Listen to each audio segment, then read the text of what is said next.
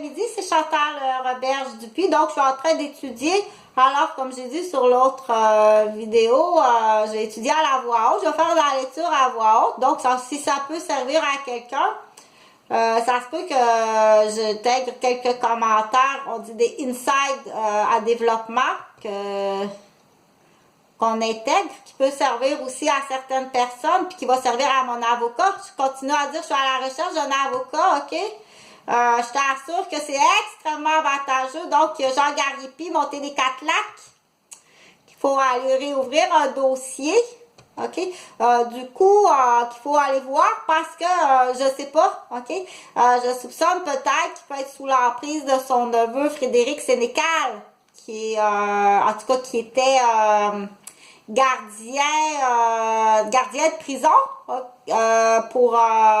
dans la haute mafia. Donc, il est peut-être sous l'emprise de Frédéric Sénécal, pour avoir vu des photos que ça a l'air assez gonflé aux stéroïdes, ok? S'il n'est pas rendu professeur, habituellement, pour se faire identifier professeur, ils vont marier un professeur, ok? Peut-être qu'il prend plus de stéroïdes. Il est peut-être rendu, on dit professeur, la matière n'existe pas, c'est la luxure. Mais, de toute façon, s'il vous plaît, allez voir Dr. Jean Gariepi, ok? Sinon, si tout va bien, ok, il n'y a pas de problème. Ah oui, Chantal Roberge, avec ce qu'on appelle le syndrome de barbe bleue, ok? Donc, si il a vraiment détourné mon père, c'est-à-dire détourné mon père, ça se peut que ce soit lui qui a détourné mon père. Donc, on dit détourner la personne âgée, ok, la séparer de sa famille, la séparer de sa fille. Ça peut être type, on dit barbe bleue. Il peut être dans les pires barbes bleues, antagonistes, misogynes. Il peut être extrêmement détraqué. Quand il y a certaines personnalités, je vais faire un pause de 4 temps. 1, 2, 3, 4. Quand il y a des gens qui disent j'ai un ami, ok, moi j'ai un ami à côté de ma ville qui souffre de toxicomanie sévère, puis il s'en va dans le bois, il se donne une injection d'héroïne, puis il plane vraiment, puis il sait pas trop ce qu'il fait, ok. Il y a des personnes que quand il dit ça, il parle de elle ou de lui-même, ok. Tu comprends-tu? J'ai un ami. Ce maniaque-là, ce type de maniaque-là, là, on va vraiment parler de maniaque, ok? Je parle plus de Dr. Jean Gariepi, là, qui est un ancien héroïnomane, cocaïnomane, falsificateur de prescription, et quoi d'autre, je sais pas quoi d'autre, ok? Mais, je t'assure qu'il y a tout un dossier là. Donc, c'est à aller vérifier. Puis là, si je parle de Frédéric Sénécal, son neveu, c'est là qu'on dit il y a peut-être quelqu'un qui a encore une emprise sur quelqu'un. Okay? Quand on parle de drogue à ce niveau-là, on parle de témoins. Okay? On parle de témoins de prise de drogue, ou tu te payes ça comment cette drogue-là, ou donc, où on dit il y a un gène faible dans la famille, mais donc, je suis à la recherche d'un avocat. Ça, c'en est un dossier, là. Tout à la fois, on dit, peut-être que c'est complètement à l'inverse, comme je dis de l'autre côté, ok? Il est peut-être sous l'emprise de ses patients parce qu'il travaille en toxicomanie, parce qu'il y a un côté qui est extrêmement gentil, un très bon médecin, ok? Il est peut-être avec tes hauts puis tes bas des dernières années. Je comprends l'attitude de tes parents, ok?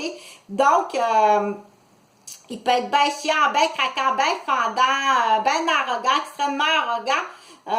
Donc, s'il vous plaît, allez voir, ok, il faut aller fouiller cet homme-là. Il faut vraiment aller fouiller cet homme-là, ses dossiers. Puis, il faut aller voir les autres membres de sa famille, aussi sa sœur Monica Sénécal, son neveu Frédéric Sénécal, Gariepi.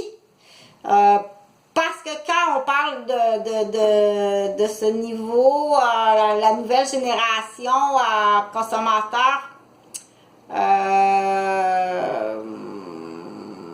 donc point à la ligne.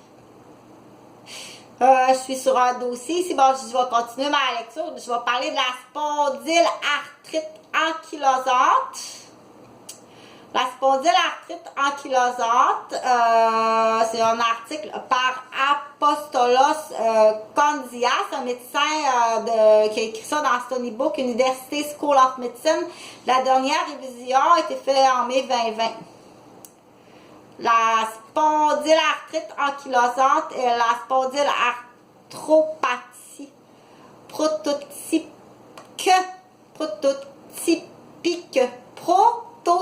fait longtemps que je n'avais pas dit le mot, donc c'est bien de le faire à la voix haute, prototypique, et c'est une maladie systémique caractérisée par une inflammation du squelette axial, virgule, de grosses articulations périphériques et des doigts, des dorsalgies nocturnes, une raideur dorsale, une hypercyphose, des symptômes constitutionnels, une aortite, des anomalies de la conduction cardiaque et une uvéite antérieure. Le diagnostic nécessite la présence d'un sacroiléite à la radiographie.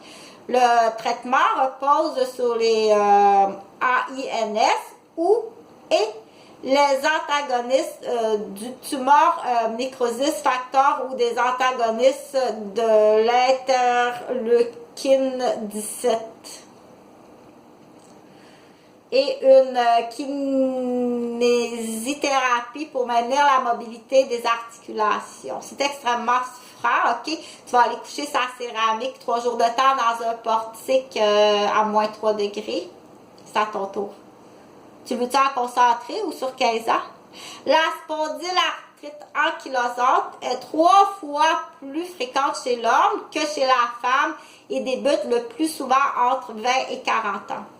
Elle est 10 à 20 fois plus fréquente chez les patients au premier degré d'un patient qui a une spondylarthrite ankylosante que dans la population générale. Point.